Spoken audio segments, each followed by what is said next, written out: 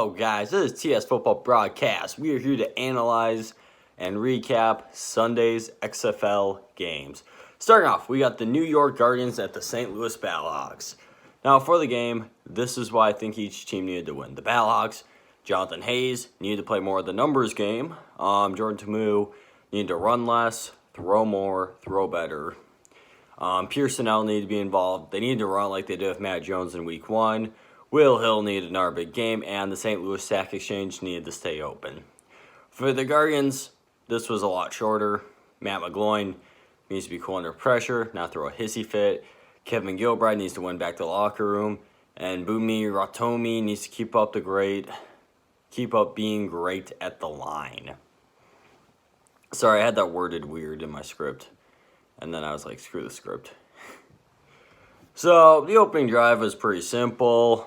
Battlehawks ran down the Guardians' throat for a touchdown, and they failed the conversion. And then the Guardians, as I keep putting through the game, had issues snapping the ball too high. Matt McGloin did have a good throw to Jake Powell, and then Tim Cook was the guy who ran, not Tim Powell. And then they were forced to punt after the Battlehawks sacked McGloin. But then the Guardians decided to force a punt. And then they ran into the punter. So they kept the ball. Now at this point, this was middle of the first quarter. The broadcast wasn't so hot. And I feel a need to go into this. There's a lot of audio glitches in the broadcast. And it was kind of bugging me throughout. But especially early on, I was like, are you kidding me? So pretty much, Guardians keep the drive alive. And then they give up a big play, and then Jonathan Hayes made a bad coaching decision when he decided to punt instead, go for it 4th and 2 on the 50. I mean, short field for the Guardians, yeah, but it's the Guardians. And then Matthew McCrane, being the hero he is, hit a 53-yard field goal to make it a 3-6 game. And there's also more high snaps. And then the best thing ever, and I wish I could have like a screen right here to show you guys it, but 1, I'm afraid of copyright. 2, I don't have a screen right there. So the kick returner reverses it backwards, like he throws like a reverse. And then Joe Powell runs it for a 90-yard touchdown. And the 2-point conversion is no good, of course, so it was 12-3 Battlehawks. Now, I noticed this at this point because I felt like this needed to be talked about. The Guardians had 6 penalties through 20 minutes. If you were wondering what that black thing was, that was my cat being a turd. So then, after me realizing this, Ta'amu learned how to slide in through some good passes. And then it ends on a Mussolino 39-yard field goal to make it a 3-15 Battlehawks game. And then the Battlehawks defense just blocks a punt. Shaq Jones gets the ball into the red zone on said block. And then they run this really cool option play on 1st and goal. It doesn't quite work, but I thought it looked really cool. And then Matt Jones bowled his way in. And then there's a 2-point conversion that was good on a double pass. It was Ta'amu to Pearson L to Alonzo Russell. So then it was 3-23 Battlehawks. This is quickly getting out of hand. The Guardians try clawing back. Some fights break out. And then he's picked off by Matt McGloin is picked off by Kenny Robinson on overthrow. Halftime is 23-3. Battlehawks lead. And for them to win the game, I said these things. Battlehawks, keep running. Guardians, calm to fuck down. Obviously, one of these things didn't happen. Third quarter, Marquez Williams comes in for the Guardians to open the second half, promptly with a 3-and-out.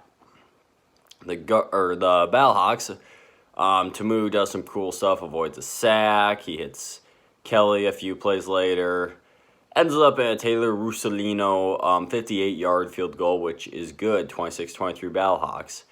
And then the Guardians' O-line does not know how to play as they keep having high snaps and giving up sacks.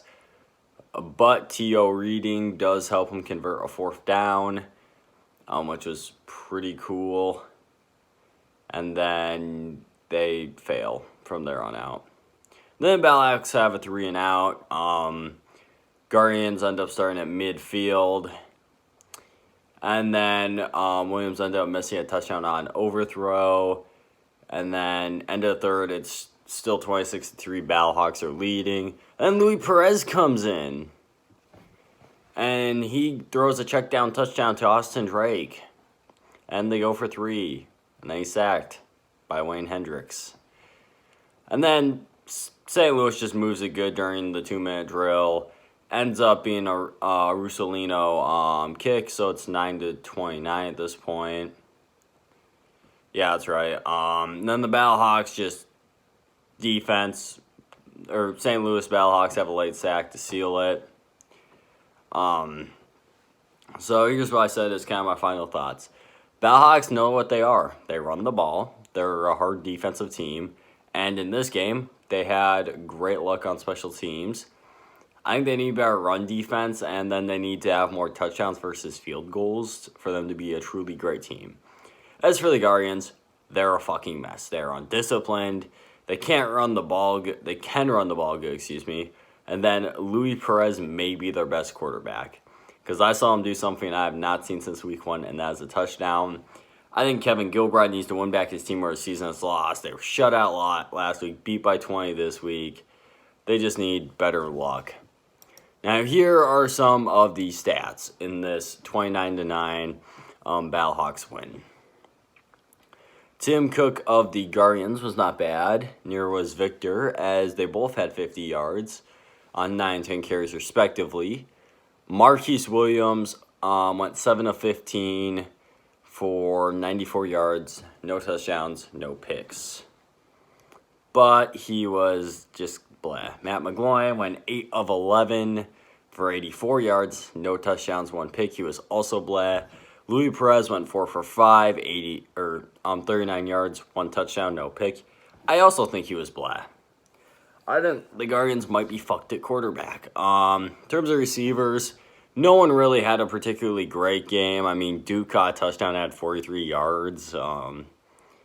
Redding had 24, Powell 35, Pearson had 41, Stocking 41. It wasn't just a great game statistically for them, but I don't think they were helped by their quarterback either.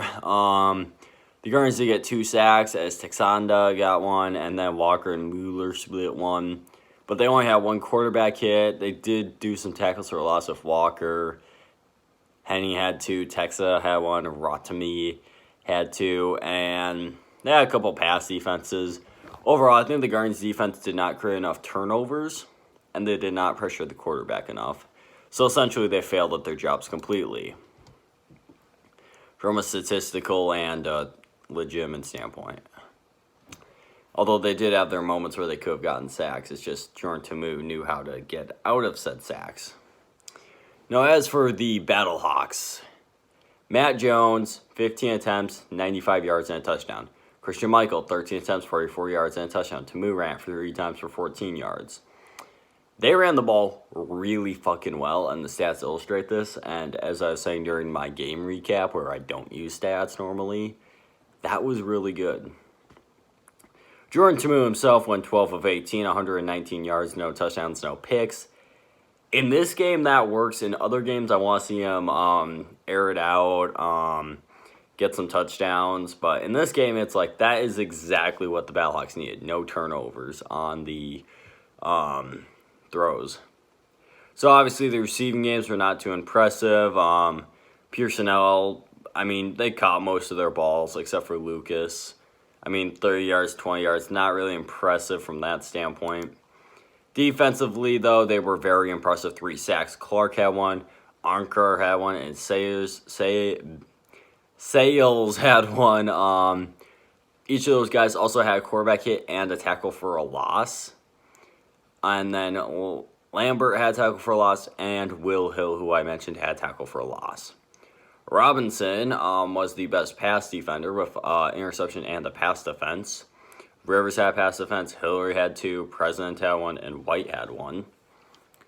So overall, it wasn't a bad game by them statistically. Obviously, yards-wise, actually, the Guardians ended up having more yards, which I found crazy. Now, here's where I think the difference was. Third downs, Guardians, 2 for 10. Battlehawks, 7 for 14.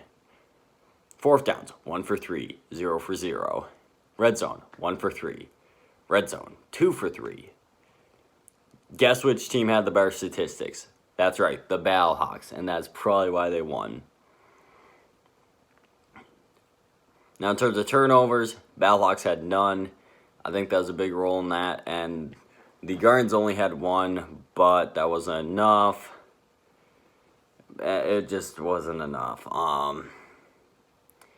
It's probably about the best way. That's the best way to say this game. It just wasn't enough. One thing the Guardians could have done was play more disciplined. They did have 86 penalty yards, which was pretty bad. Battlehawks had 20, which, here's the deal. If you get a couple penalties, I'm not going to rip your face off. When you're the Guardians, I will rip your face off because you got 86 yards worth of penalties. So now let's talk about the defenders at the Wildcats, the shock of the week. The defenders, before the game, this is what I said. Play strong defense, keep creating turnovers and sacks. Raheem Moore and Anthony Johnson, Raheem Moore get with the sacks. Anthony Johnson's revenge game. Offense needs to stay hot with Cardero Jones and Rocket Ross. Pip Hamilton, just keep doing what you're doing. Wildcats need to establish the offense with Josh Johnson, Nelson Spruce. Elijah Hood needs to stay the hell out. Sean Oakman needs a big day on the pressure. And Winston Moss needs to coach smart. So, LA opens with a Barnes almost bumbling it, but catching it. A Hamilton drop. And then a bombs away throw from Josh Johnson for a touchdown. And then a 2-point overthrow. 6-0 Wildcats lead. I'm like, the Wildcats know how to play offense now. Defenders open with good field position. And then they promptly throw, Jones throws a pick, perfectly thrown pick to Arion Springs. And yeah. And then Jonathan Celestin kills a drive with a 3-and-out. And then the defenses just took over from this point on, and there was nothing going. Cardero Jones forced a pass for his second pick of the game. Second quarter comes along, it's 6-0 Wildcats. I'm thinking, hey, this is a defensive game. Larry Rose says the idea is stupid. He runs it in for a touchdown, and that 2-point attempt, screen pass, is good. 14-0 Wildcats. At this point, I'm like, defenders, wake up. And then Whitefield punt returns it into defenders' territory. And then there's an almost pick from Carlos Merritt on third. And then McBride on fourth. And then there's a deep shot to McBride for a touchdown. The 1-point conversion was no good because of a miscue, but it was 20-0 Wildcats, which was crazy. And then Pumphrey lost a fumble almost. And then Jones ran for a first, and they still end up playing it after getting it going. And the Wildcats have a ballsy return that gets them to the 5. At this point, I'm thinking, oh shit, this game's over. And I would have been right if I just turned off the game at this point. I could have turned the game off in the first quarter and would have been good. But no, I watched the whole freaking game. Anyway, so Marquez Carter runs it in 2 plays later. 1-point conversion's good. It's 27-0 Wildcats. Defenders haven't been able to get receivers open, but Carter Lee sets up a Rasa field goal, and that's 3-27 Wildcats. Halftime, that's the score, 27-3 Wildcats lead. And here was what I was asking. What adjustments will Pep Hamilton make? Will Winston Moss manage the game correctly in the second half? Wildcats offense going to stay going? The defenders open up the second half. Running, throwing, low throw, running. And then the defense showed up. They run the stuff on first down. Reed sacked him on second down. And Jack Choco picked off a forced pass by, I was about to say Landry Jones, but no, this is Cardero Jones. And then there's a screen pass TD to Marquez Carter. 1-point attempt is no good. as the Wildcats take a further lead, 33-3. And then Jones is picked off on another bad read by Mike Stevens later in the game. I don't need to even bother recapping the rest of this. That's how freaking bad it was. Now, what did the defenders in so bad? Let's see here. They were 2 for 13 on third down. I think that's a strong enough indictment. 1 for 3 on fourth down, 0 for 1 in the red zone. Oh, let's see here. What else went wrong? All right. They were sacked 3 times. They had 4 interceptions, and they were penalized for 54 yards. Yeah, that might not be a good thing. In addition to that, the defenders just didn't do enough.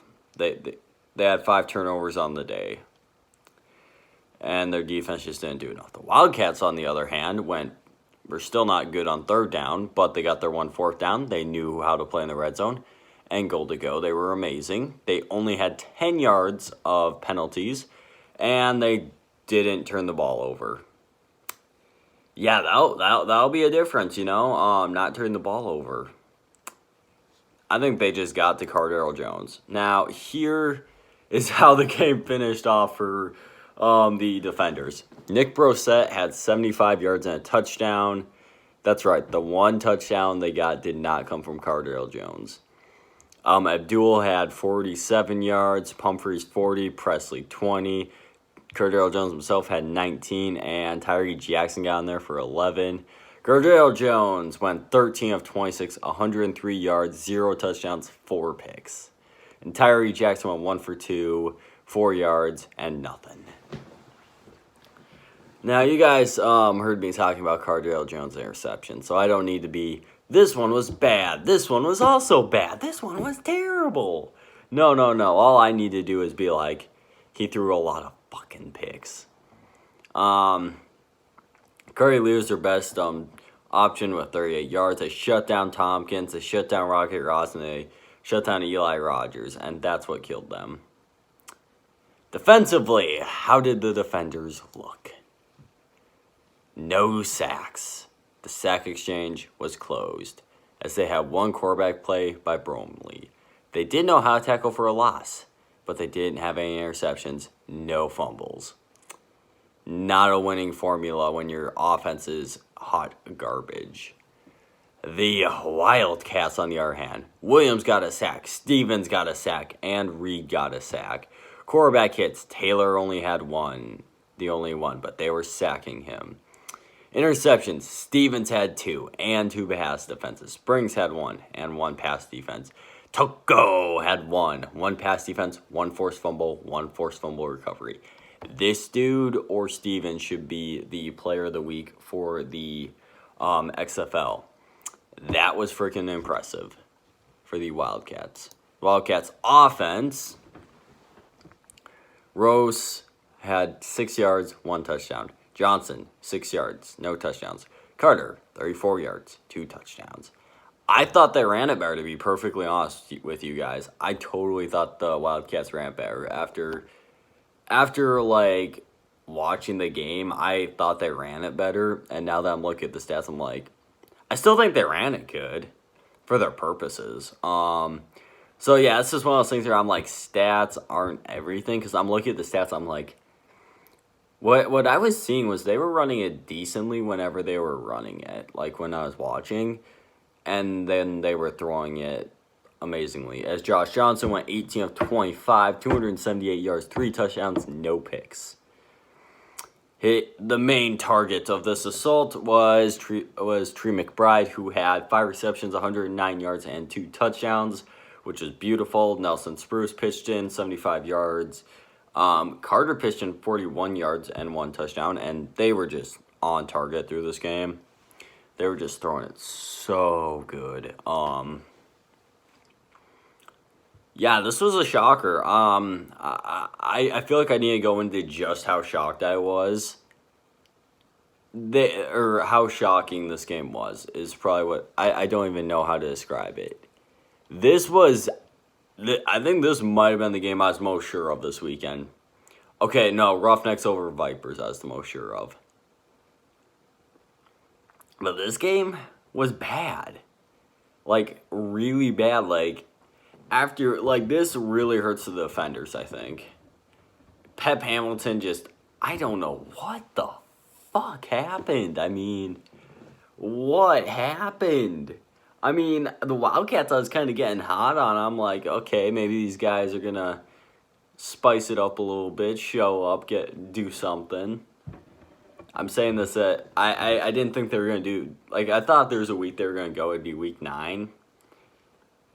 Did not think the Wildcats were going to blow out the defenders. I didn't think I think the opposite was probably going to happen. If these scores were reversed, I would have been like, yeah. But Cardale Jones, I mean, he just forced the ball too much, and that 4 turnovers by him, I think I don't want to say he's the reason they lost, because their defense played like putrid dog crap. But he's the reason they lost, because he put his defense in a bad position. Granted, the Wildcats, I mean, man, I was kind of selling them out a little bit because they were dysfunctional. I mean, defensive coordinator fired, defensive captain, moved on. Their quarterback was just coming back from injury. I'm like, these guys are headed straight for dysfunction. Then this happens. If there's one team I was super wrong about this week, it's them. Also, after this week, I do have to comment on the New York Guardians. I think that first game was Mirage. I think they are bad. My power rankings this week are probably going to look a little different. I don't release the power rankings today intentionally. Like, I don't do them. I kind of just write some notes on them. I don't do anything with the power rankings pretty much other than, like, some notes today because I would overreact right now. I'd be like, defenders, like, way down, but no, I don't do power rankings today because I would overreact. So yeah, guys, that's the video. Look out for the power rankings later this week. Thank you for watching. Like, comment, subscribe. Twitter's in the description below. If you've watched this point, thank you. Have a nice day. Like, comment, subscribe, and have a great day.